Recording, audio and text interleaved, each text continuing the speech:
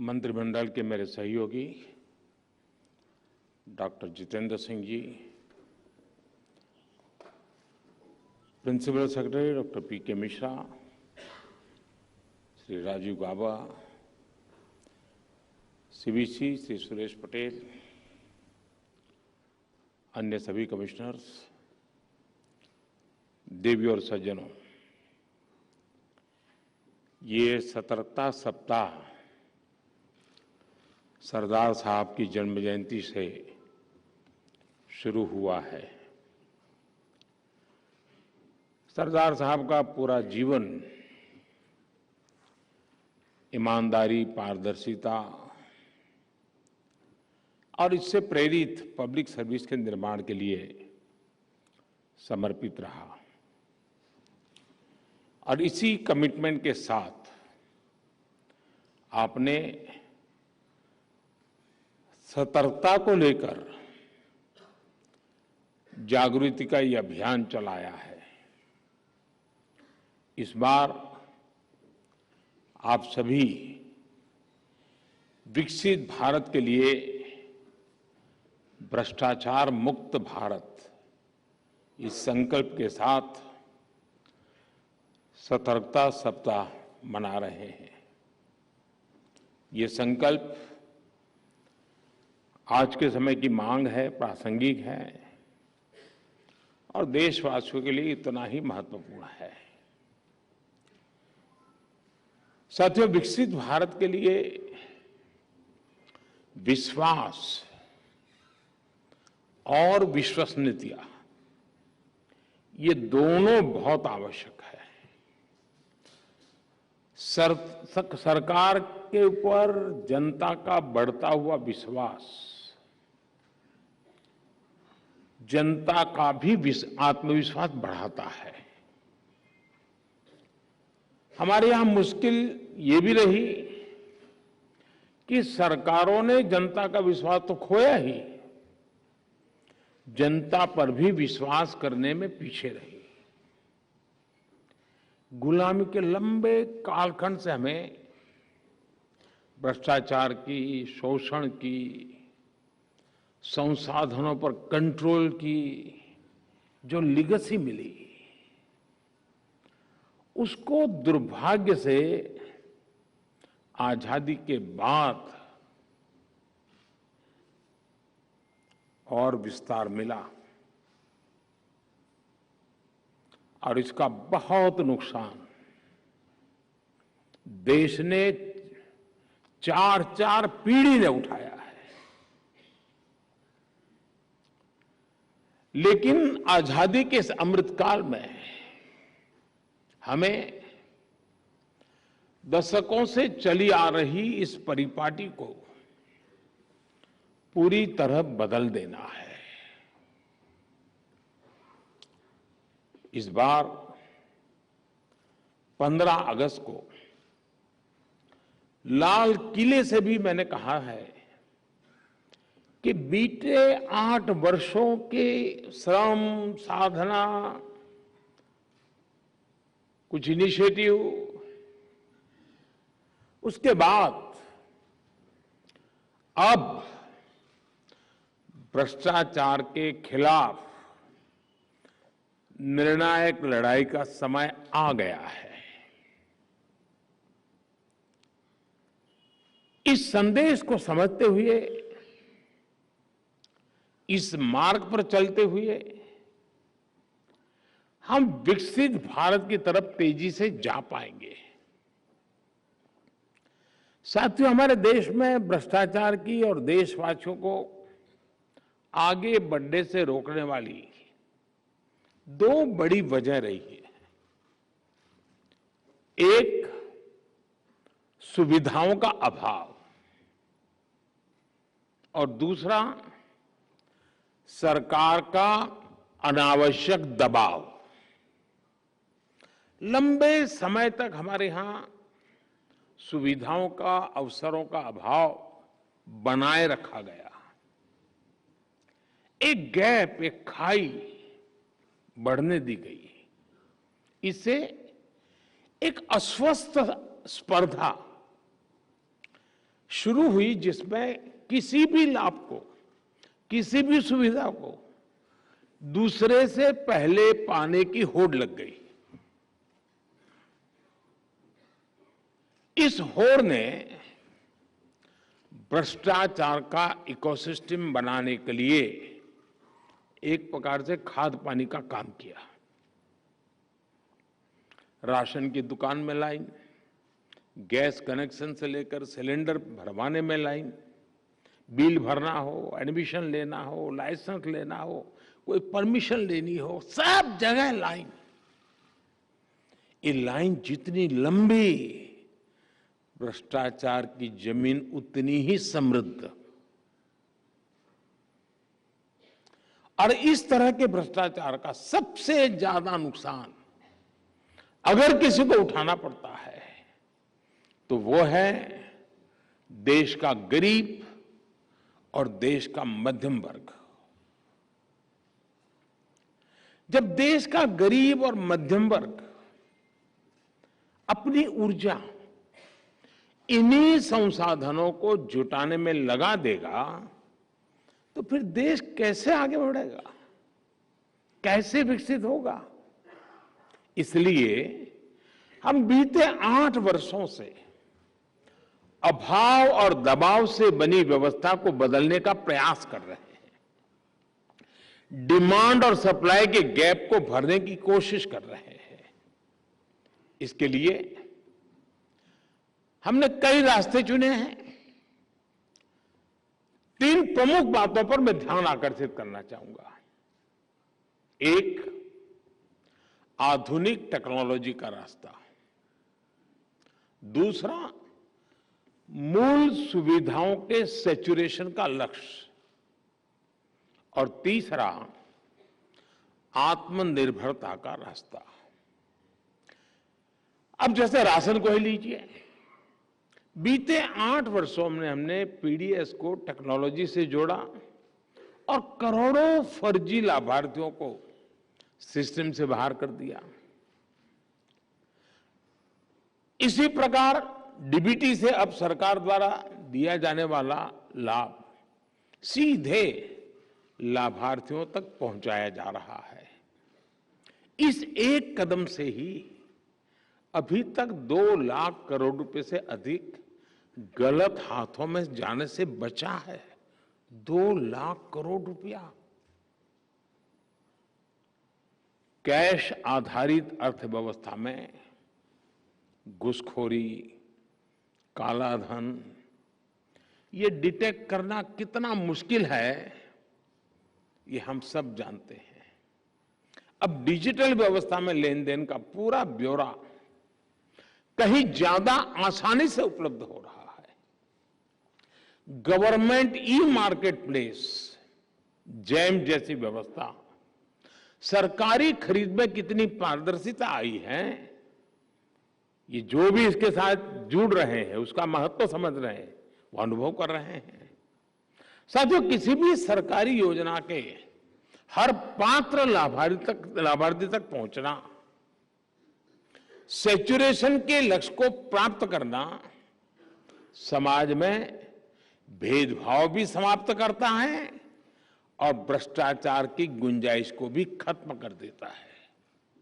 जब सरकार और सरकार के विभिन्न विभाग खुद ही आगे बढ़कर हर पात्र व्यक्ति को तलाश रहे हैं, उसके दरवाजे जाकर दस्तक दे रहे हैं, तो जो बिचौलिए बीच में बने रहते हैं उनकी भूमिका भी समाप्त हो जाती है।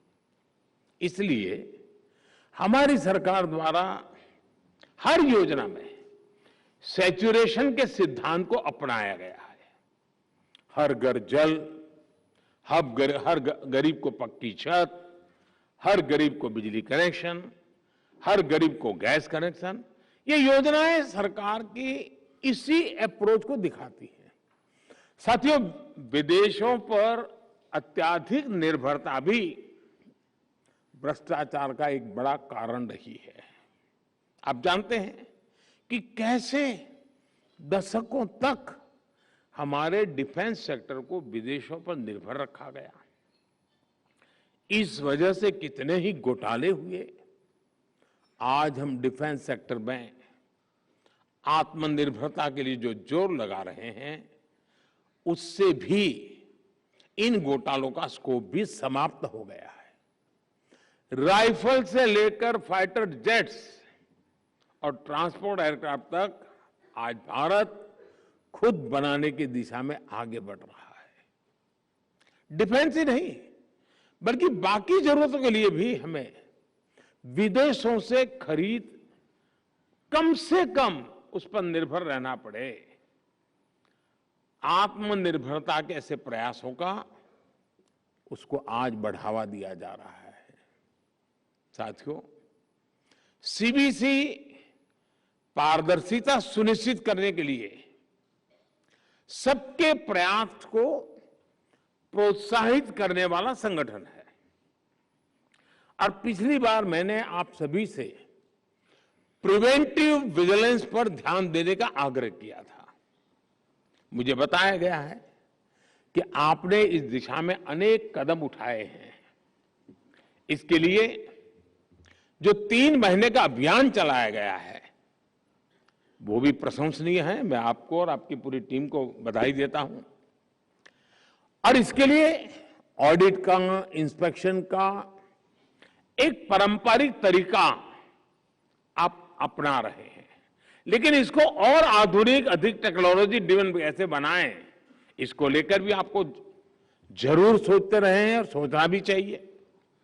साथियों, भ्रष्टाचार के खिलाफ सरकार जो इच्छा शक्ति दिखा रही है, वैसी ही इच्छा शक्ति सभी विभागों में भी दिखनी आवश्यक है। विकसित भारत के लिए हमें एक ऐसा एडमिनिस्ट्रेटिव इकोसिस्टम विकसित करना है जो भ्रष्टाचार पर जीरो टॉलरेंस रखता हो। ये आज सरकार की नीति में, सरकार की इच्छा शक्ति में, सरकार के फैसलों में आप हर डगर पे देखते होंगे। लेकिन यही भाव हमारी प्रशासनिक व्यवस्था के डीएनए में भी मजबूती से बनना चाहिए। एक भावना यह है कि जो भ्रष्ट अफसर होते हैं, उनके खिलाफ कार्रवाई, चाहे वो आपराधिक हो या फिर विभागीय, बरसों तक चलती रहती है। क्या हम भ्रष्टाचार से संबंधित डिसिप्लिनरी प्रोसीडिंग्स को मिशन बोर्ड में एक अवधि तय करके पूरा कर सकते हैं? क्योंकि ये लटकती तलवार उसको भी परेशान करती है। अगर वो निर्दोष है और इस चक्र में आ गया, तो उसको इस बात का बड़ा जीवन भर दुख रहता है कि मैंने प्रामाणिकता से जिंदगी जी और मुझे कैसा फंसा दिया, और भी निर्णय नहीं कर रहे हैं। जिसने बुरा किया है उसका नुकसान अलग चीज है, लेकिन जो इसने नहीं किया वो इस लटकती तलवार के कारण सरकार के लिए और जीवन के लिए हर प्रकार से बोझ बन जाता है। अपने ही साथियों को इस प्रकार से लंबे लंबे समय तक लटकाए रखने से क्या फायदा है? साथियों, इस तरह के आरोपों पर जितनी जल्दी फैसला होगा, उतना ही प्रशासनिक व्यवस्था में पारदर्शिता आएगी, उसकी शक्ति बढ़ेगी।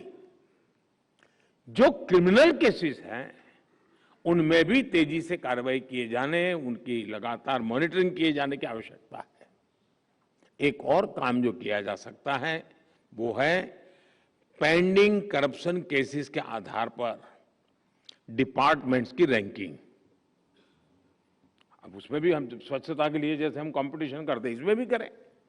देखें तो कौन डिपार्टमेंट इसमें बड़ा उदासीन है, क्या कारण है, और कौन डिपार्टमेंट है जो बहुत तेजी से इस समस्या को गंभीरता से लेकर के आगे बढ़ रहा है। और इससे जुड़ी रिपोर्ट्स का मासिक या तिमाही पब्लिकेशन अलग अलग विभागों को भ्रष्टाचार के खिलाफ चल रहे केसों को तेजी से निपटाने के लिए प्रेरित करेगा। हमें टेक्नोलॉजी के माध्यम से एक और काम करना चाहिए।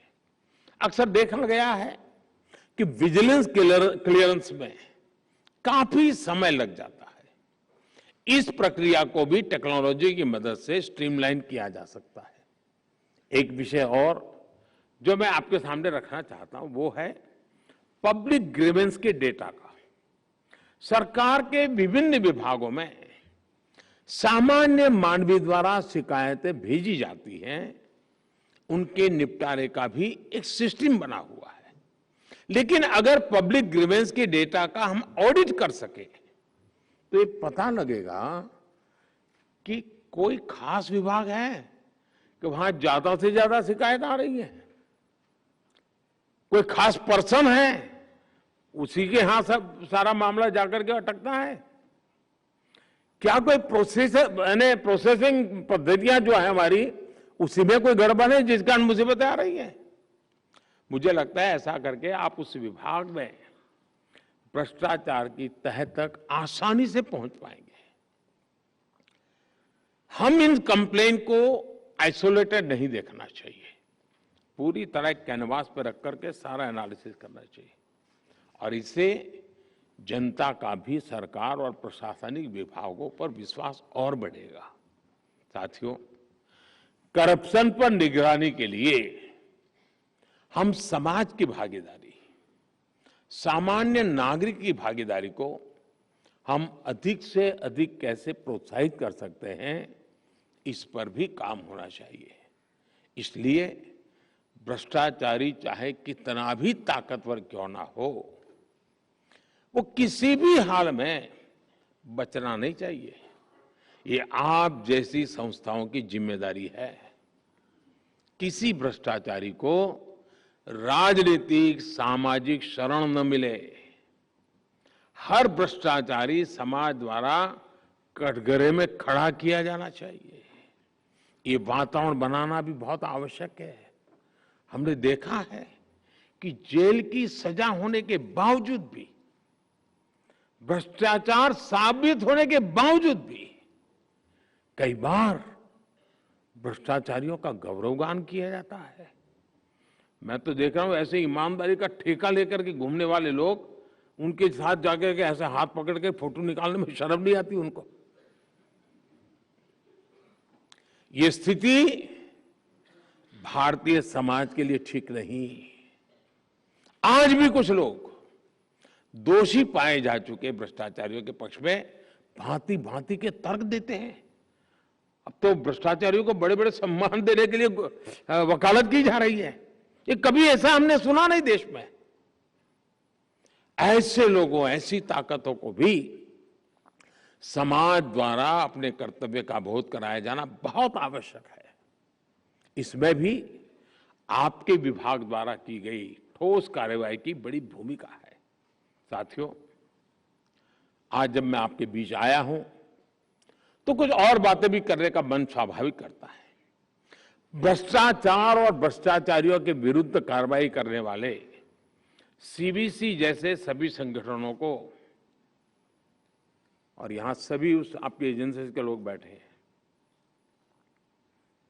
आपको डिफेंसिव होने की कोई जरूरत नहीं है।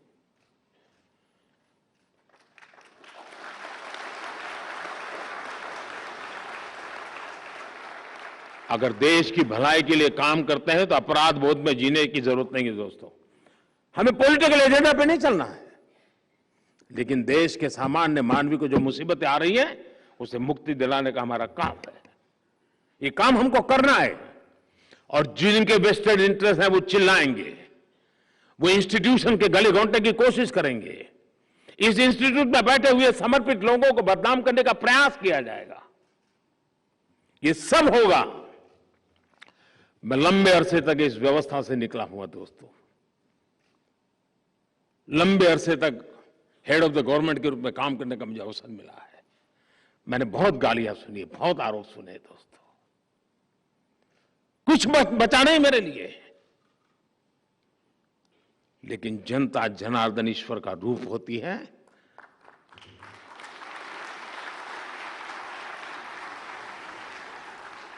वो सत्य को परखती है, सत्य को जानती है और मौका आने पर सत्य के साथ खड़ी भी रहती है। मैं अपने अनुभव से कहता हूं दोस्तों, चल पड़िए ईमानदारी के लिए, चल पड़िए। आपको जो ड्यूटी मिली है उसको ईमानदारी से निभाने के लिए आप देखिए, ईश्वर आपके साथ चलेगा, जनता जनार्दन आपके साथ चलेगी। कुछ लोग चिल्लाते रहेंगे क्योंकि उनका निजी स्वार्थ होता है, उनके स्वयं के पैर गंदगी में पड़े हुए होते हैं। और इसलिए मैं बार बार कहता हूं, देश के लिए, ईमानदारी के लिए काम करते समय कुछ भी अगर इस प्रकार के विवाद खड़े होते हैं, अगर हम ईमानदारी के रास्ते पर चले हैं, प्रामाणिकता से काम कर रहे हैं, डिफेंसिव होने की कोई जरूरत नहीं दोस्तों। आप सभी साक्षी हैं, जब आप कन्विक्शन के साथ एक्शन लेते हैं, कई मौके आपके जीवन में भी आए होंगे, समाज आपके साथ खड़ा ही रहा होगा दोस्तों। भ्रष्टाचार मुक्त देश और भ्रष्टाचार मुक्त समाज बनाने के लिए सीबीसी जैसी संस्थाओं को निरंतर जागरूक रहना वो एक विषय है, लेकिन उन्हें सारी व्यवस्थाओं को भी जागरूक रखना पड़ेगा, क्योंकि अकेले तो क्या करेंगे, 4-6 लोग एक दफ्तर में बैठ करके क्या कर पाएंगे। पूरी व्यवस्था उनके साथ जब तक जुड़ती नहीं है, उस स्पिरिट को लेकर के जीती नहीं है, तो व्यवस्थाएं भी कभी कभी चरमरा जाती है। साथियों, आपका दायित्व बहुत बड़ा है, आपकी चुनौतियां भी बदलती रहती हैं, और इसके लिए आपके तौर तरीकों में, कार्यप्रणाली में भी निरंतर गतिशीलता आवश्यक है। मुझे विश्वास है कि आप अमृत काल में एक पारदर्शी और प्रतिस्पर्धी इकोसिस्टम के निर्माण में अहम भूमिका निभाते रहेंगे। मुझे अच्छा लगा, आज कुछ स्कूल स्टूडेंट्स यहां बुलाए गए हैं, सबने ऐसे कंपटीशन में हिस्सा लिया। एक लगातार क्विज कंपटीशन की भी परंपरा विकसित की जा सकती है, लेकिन एक बात की तरफ मेरा ध्यान गया, आपका भी ध्यान गया होगा, आपने भी उसको देखा होगा, बहुतों ने देखा होगा, बहुतों ने जो देखा उस पर सोचा होगा, मैंने भी देखा, मैंने भी सोचा। सिर्फ 20% पुरुष भ्रष्टाचार के खिलाफ की लड़ाई में इनाम ले गए, 80% बेटियां ले गई।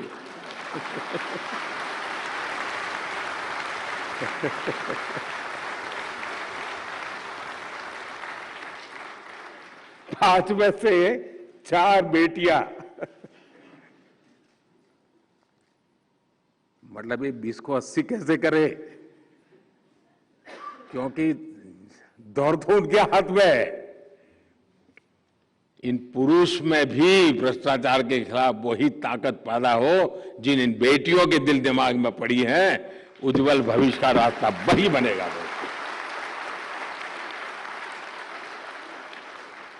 लेकिन आपके इस प्रिवेंटिव, इस दृष्टि से ये एक अभियान अच्छा है कि बच्चों के मन में भ्रष्टाचार के खिलाफ एक नफरत पैदा होनी चाहिए। जब तक गंदगी के खिलाफ नफरत पैदा नहीं होती, स्वच्छता का महत्व समझ नहीं आता है। और भ्रष्टाचार को कम ना आके पूरी व्यवस्था को चरमरा देता है, पूरी व्यवस्था को चरमरा देता है। और मैं जानता हूं इस पर बार बार सुनना पड़ेगा, बार बार बोलना पड़ेगा, बार बार सजग रहना पड़ेगा। कुछ लोग अपनी शक्ति इसलिए भी लगाते हैं कि इतने कानूनों में से बाहर कैसे रह करके सब किया जाए। वो ज्ञान का उपयोग वो भी करते हैं, एडवाइस भी करते हैं इसके लिए कि इस दायरे के बाहर करो, कोई प्रॉब्लम नहीं होगा। लेकिन अब दायरा बढ़ता ही चला जा रहा है, आज नहीं तो कल, कभी न कभी तो समस्या आनी है, और अब बचना मुश्किल है जी। टेक्नोलॉजी कुछ न कुछ तो सबूत छोड़ रही है।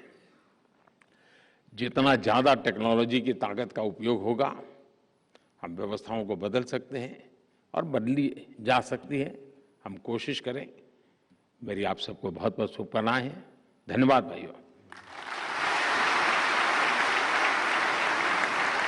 बहुत बहुत